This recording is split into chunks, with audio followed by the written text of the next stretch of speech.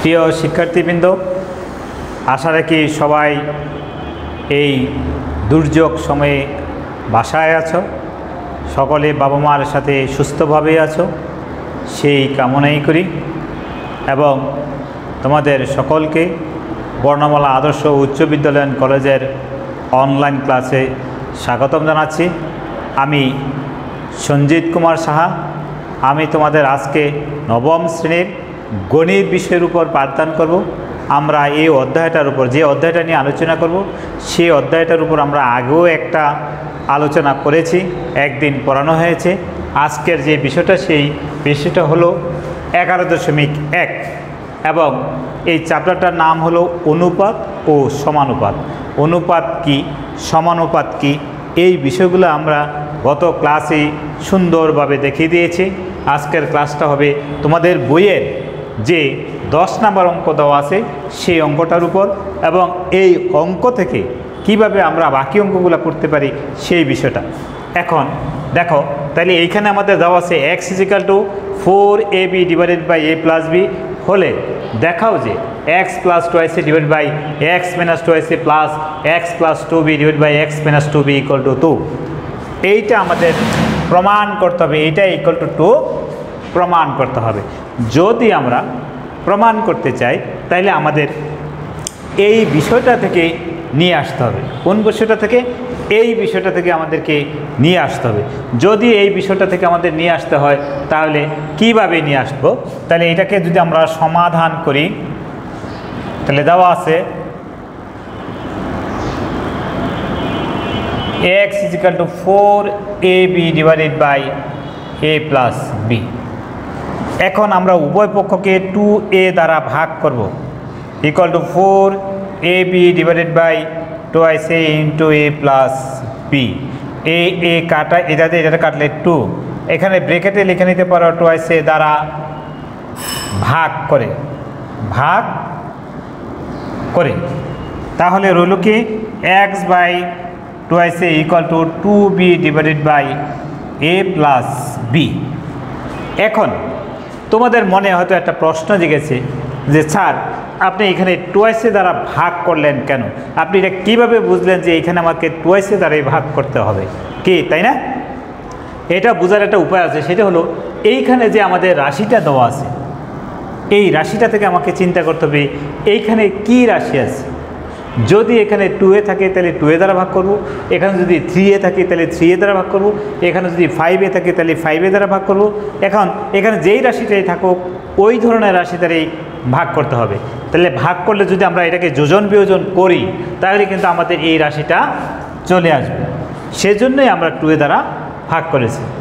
এখন এইটাকে যদি আমরা যোজন বিয়োজন করি তাহলে x + 2ac / x - 2ac = 2ab + a+b / 2b - a - b। ব্র্যাকেটে লিখে নিতে পারি আমরা যোজন বিয়োজন করে,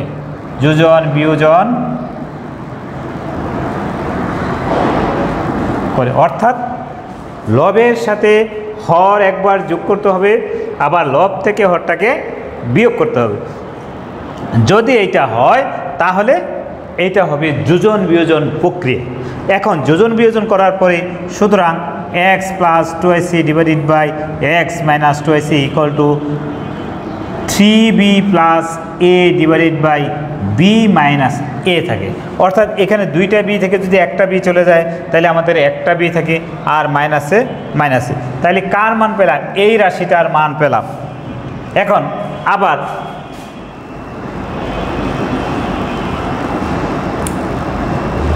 x = 4ab / a+b। যদি x = 4ab / a+b হয়, এইখানে আছে আমাদের 2b, তাহলে এখন আমরা উভয়পক্ষকে 2b দ্বারা ভাগ করবো আগেরটার মতন। x / 2b = 4ab / 2b × a+b। এটাতে কাটলে 2ab কাটা, তাহলে কী দাঁড়ালো x / 2b = 2a / a+b। x / 2b = 2a / a+b। এখন এটাকে যদি আমরা যোজন বিয়োজন করি x + 2b / x minus 2b equal to 2ac plus a plus b divide by 2ac minus a minus b। তাহলে এখন কি দাঁড়ায়, সুতরাং x plus 2b divided by x minus 2b equal to 3a plus b divided by a minus b। এখন আমরা যদি left hand side লিখি equal to x plus 2ac divided by x minus 2ac plus x plus 2b divided by x minus 2b। এখন এইটার মান দেওয়া আছে আমাদের এইটা, তাহলে এইটাতে মান বসাও 3b plus a divided by b minus a plus 3a plus b divided by a minus b, a minus b। এখন দেখো এইটা হলো আমাদের b মাইনাস a, এইটা হলো a মাইনাস b। আমরা যদি এখানে একটা মাইনাস কমন নেই তাহলে এটাকে b মাইনাস a লিখতে পারি। এটাকে কেন করব, লসাগু নেওয়ার সুবিধার জন্য। তাহলে লিখতে পারি 3b plus a divided by b minus a minus 3a plus b divided by b minus a। অর্থাৎ এখানে যদি আমরা মাইনাস কমন নেই, মাইনাস দ্বারা যদি প্লাসকে গুণ করি তাহলে plus a minus a minus হবে, তাহলে 3a plus b divided by b minus a। এখন এইটার আর এটার আমরা লসাগু নেব। যদি লসাগু নেই কী দাঁড়ায়, লসাগুটা হবে b মাইনাস a। এই b মাইনাস a দ্বারা যদি আমরা এটাকে ভাগ করি তাহলে 1 দ্বারা এটাকে গুণ করলে 3b plus a, 3b plus a minus 3a minus b। উপরে থাকে 2b minus 2ac divided by b minus a। যদি আমরা 2 কমন নিই তাহলে b minus a divided by b minus a equal to 2, equal to আমাদের right hand side, equal to আমাদের right hand side. এইভাবে আমরা এই ধরনের অনেকগুলো অঙ্ক আমাদের বিভিন্ন সময়ে টেস্ট পেপারে দেওয়া আছে এবং এই নিয়মেই এই সমস্যাগুলা সমাধান করতে হয়, সেগুলো তোমরা একটু করবে। আমরা আরেকটা অঙ্কতে যাচ্ছি, একটু দেখো। শিক্ষার্থীরা, আমি তোমাদের বইয়ের 11 নম্বর একটা অঙ্ক লিখেছি, দেওয়া আছে x equal to 3 root of m plus 1 plus 3 root of m minus 1 divided by 3 root of m plus 1 minus 3 root of m minus 1 হলে প্রমাণ করো যে এইটা, অর্থাৎ x cube minus 3mx square plus 3x minus m equal to 0। এখন আমাদের এই প্রমাণটা যদি আমাদের করতে হয় তাহলে আমাদেরকে কী কাজ করতে হবে, এইখান থেকে নিয়ে আসতে হবে। তাহলে এটাকে সমাধান করতে হলে আমাদের যে কাজটা করতে হবে, সমাধান দেওয়া আছে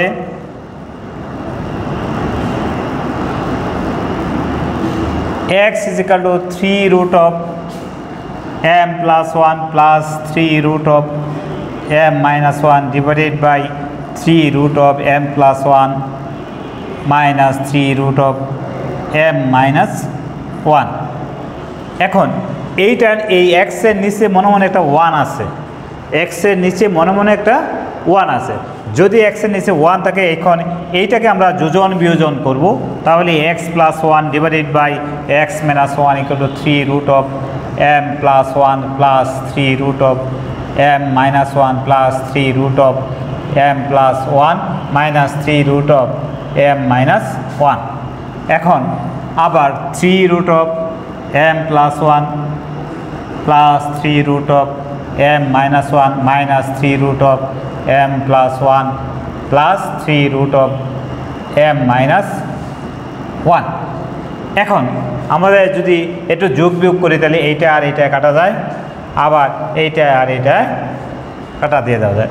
তাহলে বিষয়টা কি দাঁড়ালো, x plus 1 divided by x minus 1 equal to 2 into 3 root of m plus 1, 2 into 3 root of m minus 1। তাহলে এটা কাটা, তাহলে আমাদের বিষয়টা কি দাঁড়ালো, x plus 1 divided by x minus 1 equal to, এইটাকে আমরা লিখতে পারি m plus 1 to the power 1/3 আর m minus 1 to the power 1/3। অর্থাৎ রুট ওভারের উপরে যদি এরকম 3 চিহ্ন দেওয়া থাকে তাহলে এটার মান হলো 1/3, অর্থাৎ 3/1।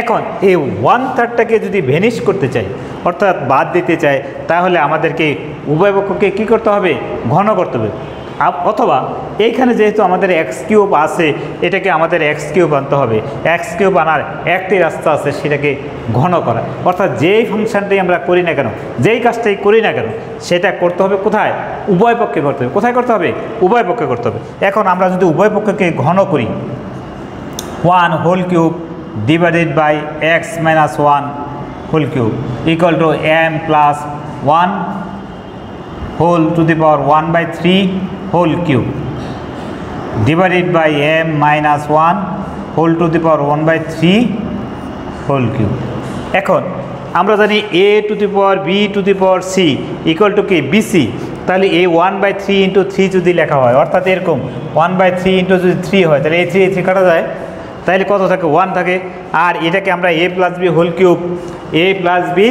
cube বলতে পারি তাহলে বিষয়টা দাঁড়াবে x³ plus 3x² plus 3x plus 1 divided by x³ minus 3x² plus 3x minus 1 অর্থাৎ উপরের অংশটা হলো আমাদের a plus b whole cube আর নিচেরটা হলো a minus b whole cube আর এই 3 কাটা গেলে উপরে রইল আমাদের m plus 1 divided by m minus 1 এখন আবার যদি আমরা এটাকে যোজন বিয়োজন করি তাহলে কি দাঁড়াচ্ছে দেখো x³ plus 3x² plus 3x plus 1 plus x³ minus 3x² plus 3x minus 1 আর নিচে আসছে x³ plus 3x² plus 3x plus 1 minus x³ plus 3x² minus 3x plus 1 equal to m plus 1 plus m minus 1 divided by m plus 1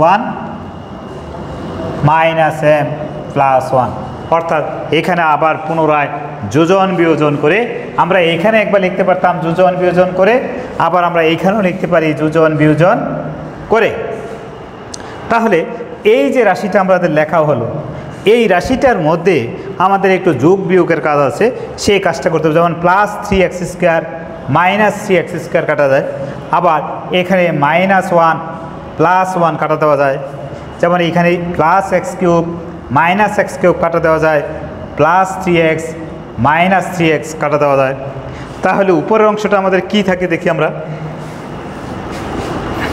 এখানে থাকে x³ তাহলে দুইটা x³ থাকে উপরে থাকে দুইটা x³ আর এখানে আছে 3x এখানে আছে 3x তাহলে প্লাস 6x থাকে তাহলে আর নিচে হলো 3x² দুইটাই প্লাসের তাহলে প্লাস 6x² এখানে আছে প্লাস 1 তাহলে আমরা লিখতে পারি প্লাস 2 আর এইখানে এই যে এই পাশে আমাদের ডান পাশে যেটা আছে এখানে -1 প্লাস 1 কাটা দিয়ে দেওয়া যায় তারপরে প্লাস m মাইনাস m কাটা যায় তাহলে এখানে দেখতেছে m যোগ করলে 2m ডিভাইডেড বাই 2 এখন আমাদের এই 2 কাটা দিয়ে দেওয়া যায় উপরে 2 কমন যায় x³ প্লাস 3x আবার নিচেও যদি 2 কমন নেই 3x² plus 1 equal to m এই 2 কাটা তাহলে আমাদের রইল x³ plus 3x divided by 3x² plus 1 equal to m এখন এই m এর নিচে মনে মনে একটা 1 আছে কি আছে মনে মনে একটা 1 আছে যেহেতু আমাদেরকে ক্রস গুণন অথবা আড়াআড়ি গুণ করতে হবে যদি আমরা আড়াআড়ি গুণ করি তাহলে x² প্লাস 3x থাকে 1 দ্বারা যদি এটাকে গুণ করি তাহলে x³ প্লাস 3x হয় equal to m into 3x² plus 1 3x² plus 1 এখন এটাকে করলে হবে x³ plus 3x equal to 3m x² plus m এটাকে যদি আমরা এই পাশে নিয়ে আসি x³ প্লাস হবে না এটা এই পাশে আনলে -3m x² plus 3x minus m equal to 0 এখন দেখো আমাদের x³ minus 3m x² plus 3x minus m equal to 0 হয়েছে তাহলে এইখানে আমরা বলতে পারবো প্রমাণিত শিক্ষার্থীরা, আমাদের বইয়ে এরকম আরেকটা অঙ্ক দেওয়া আছে এবং কখনো কখনো দেখা যাবে যে এইটা দেওয়া আছে, আমাদেরকে এইটা বের করতে হবে। তো এই ধরনের অঙ্কর ক্ষেত্রেও আমাদেরকে একটু খেয়াল করে উল্টা করে করে আসতে হবে, তাহলে সেটা করতে পারবে। এখন আমি তোমাদেরকে আরেকটা অঙ্ক দেখাচ্ছি। এখানে আমরা আরেকটা অঙ্ক লিখেছি 13 নম্বর অঙ্ক বইয়ের, a square plus B square divide by B square plus C square equal to A plus B whole square divide by B plus C whole square হলে দেখাও যে এ বি সি ক্রমিক সমানুপাতি। আমরা সমানুপাতির সংজ্ঞা দিতে গিয়ে বলেছি ক্রমিক সমানুপাতি। ক্রমিক সমানুপাতি বলতে বোঝায় ক্রম অনুসারে, অর্থাৎ এর পরে বি আসতে হবে, বি এর পরে সি আসতে হবে, এরপরে কিন্তু আবার বি বাদ দিয়ে সিতে যেতে পারবো না, অর্থাৎ ক্রম অনুসারে যেতে হবে। 1-এর পরে 2 আসতে হবে, 1-এর পরে লাভ দিয়ে আমরা 3-তে যেতে পারবো না, সেটি হলো ক্রমিক সমানুপাতি। এই ক্রমিক সমানুপাতির ক্ষেত্রে আরেকটা তত্ত্ব আছে B square equal to A C. যদি B square equal to A C হয় তাহলে A by B equal to B by C হয়। এটা আমরা এরকম একটা অঙ্ক করেছি। এখন এই সমস্যাটা যদি আমরা সমাধান করতে চাই তাহলে আমাদের যেখান থেকে আসতে হবে সেটা একটু দেখো। তাহলে দেওয়া আছে A square plus B square divided by B square plus C square equal to A plus B whole square divided by B plus C whole square. এখন এইটাকে সমাধান করতে গেলে আমরা একটা কাজ করব, একান্তরকরণ করে নিব। A square plus B square divided by A plus B whole square equal to B square plus C square divided by B plus C whole square. এখানে লিখে দিতে পারি আমরা একান্তরকরণ করে অর্থাৎ কোনাকুনি পরিবর্তন করা যায়, এটা নিয়ম আছে। এখন এই দুইটার আমরা সূত্র লিখব, A square plus B square divided by A square plus 2ab plus B square plus C square divided by B square plus 2bc plus C square.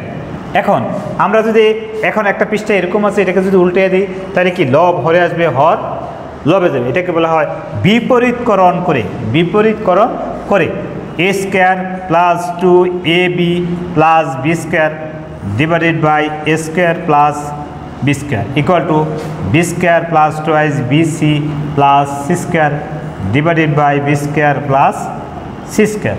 যদি আমাদের বি স্কোয়ার, এখন আমরা এটাকে যদি বিয়োজন করি, শুধুমাত্র বিয়োজন অর্থাৎ বিয়োগ করব, শুধু বিয়োগ করতে গেলে উপরেরটা থেকে নিচেরটা বিয়োগ করতে হয়, অর্থাৎ লব থেকে হর বিয়োগ করতে হয়। A square plus 2ab plus B square minus square minus b square divided by A square plus B square equal to B square plus 2bc plus C square minus b square minus c square divided by B square plus C square. এখন এই b square কাটা, c square কাটা, তাহলে a square b square vanish হয়ে যায়। তাহলে উপরে থাকে 2ab divided by A square plus B square equal to 2bc divided by B square plus C square. এখন উভয়পক্ষকে যদি আমরা 2b দ্বারা ভাগ করি লেখা যায় a divided by A square plus B square equal to c divided by B square plus C square. এখন এইটাকে যদি আমরা একটু আড়াআড়ি গুণ করি তাহলে কি দাঁড়ায়, সেটা হলো এরকম দাঁড়ায় যে c into a square plus B square equal to a into b square plus C square, a into b square plus C square. এটাকে যদি আমি কি করব, গুণ করব, তাহলে a square c plus B square c equal to a b square plus a c square. এখন a square c minus a c square equal to a b square minus b square c, অর্থাৎ common নেওয়ার সুবিধার জন্য আমরা এপাশ ওপাশ করে এগুলোকে কী করলাম, সাজিয়ে নিলাম। তাহলে কি দাঁড়াচ্ছে, এ স্কোয়ার, এখান থেকে কি কমন যায়, এ সি কমন যায়, তাহলে এ মাইনাস সি, এখান থেকে বি স্কোয়ার কমন যায় এ মাইনাস সি। এখন উভয় পক্ষকে যদি আমরা এ মাইনাস সি দ্বারা ভাগ করি তাহলে কি হবে a c equal to B square. তাহলে এটাকে লিখতে পারি b square equal to A c. এখন সুতরাং এ কমা বি কমা সি ক্রমিক সমানুপাতি। এটা হলো ক্রমিক সমানুপাতের সংজ্ঞা থেকে b square equal to ac হলে আমরা বুঝতে পারি যে এবিসি ক্রমিক সমানুপাতি। এটি আমাদের প্রমাণ করতে বলছে বা দেখাতে বলছে, তাহলে দেখানো হলো। এখন যদি কেউ ইচ্ছা করে যে না স্যার আমি a by B equal to B by c বার করবো, তখন কি করতে হবে, এই যে রাশিটা দেওয়া আছে অর্থাৎ বি স্কোয়ার ইকুয়াল টু যদি এসি দেওয়া থাকে, উভয় পক্ষকে যদি আমি বিসি দ্বারা ভাগ করি তাহলে কী হবে b square by bc equal to ac divided by bc. দেখো এখানে এই সি কাটা দেওয়া যায়, আর এখানে থাকে bc divided by ac. B square equal to ac আছে, তাহলে এইখানে বিসি দ্বারা যদি ভাগ করি তাহলে একটা বি একটাকে বি বাই সি, আর এখানে থাকে এ বাই বি, অর্থাৎ এখানে থাকে বি বাই সি, এখানে থাকে এ বাই বি। এখন আবার যদি গুণ করি বি স্কোয়ার ইকুয়াল টু কী হয় এসি হয়, অর্থাৎ এই রাশি থেকে ঘুরে আমরা এখানে আসতে পারি, অথবা a by B equal to B by সিতে আসতে পারি। সেই জন্য এটাকে বলা হবে এবিসি ক্রমিক সমানুপাতি। এখন ক্রমিক সমানুপাতি বলতে কি বোঝায় সেটা অবশ্য আমরা একটু আগেও বলেছি। এইভাবে এই ধরনের কিছু অঙ্ক আছে, সেটা আমাদের সমাধান করতে হয়।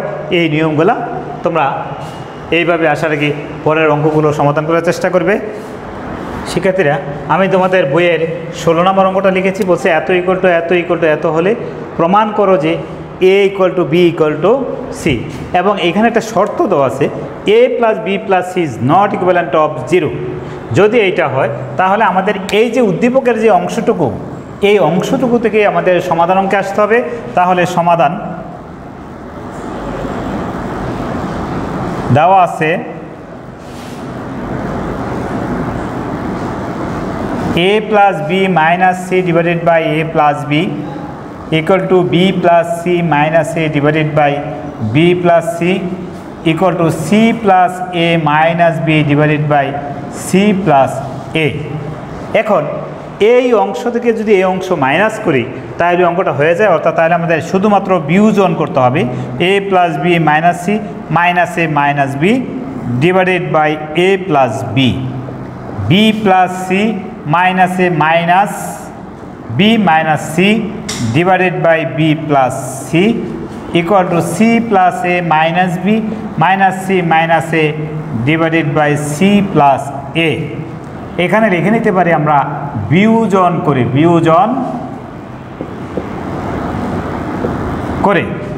কি করেছি বিয়োজন করে তাহলে minus b plus b minus b কাটা যায়। এখন দেখো মাইনাস এ প্লাস এ কাটা যায়, এখানে মাইনাস বি প্লাস বি কাটা যায়, মাইনাস সি প্লাস সি কাটা যায়, এখানে থাকে মাইনাস এ প্লাস এ মাইনাস সি প্লাস সি কাটা যায়। তাহলে আমাদের অঙ্কটা কী দাঁড়ালো, অঙ্কটা দাঁড়ালো এখানে minus c divided by A plus b equal to minus a divided by B plus c equal to minus b divided by c plus a. এখন পুরাটাকে যদি আমরা -1 দ্বারা গুণ করি তাহলে দাঁড়াবে c divided by A plus b equal to a divided by B plus c equal to b divided by c plus a. এখন যদি আমরা এটাকে বিপরীতকরণ করি, অর্থাৎ একটা জিনিস এইভাবে আছে, এটাকে আমরা এখন এইভাবে করে দেব, তাহলে কি দাঁড়াবে, অর্থাৎ লব হরে যাবে, হর লবে আসবে। তাহলে a plus b divided by c equal to b plus c divided by a equal to c plus a divided by B.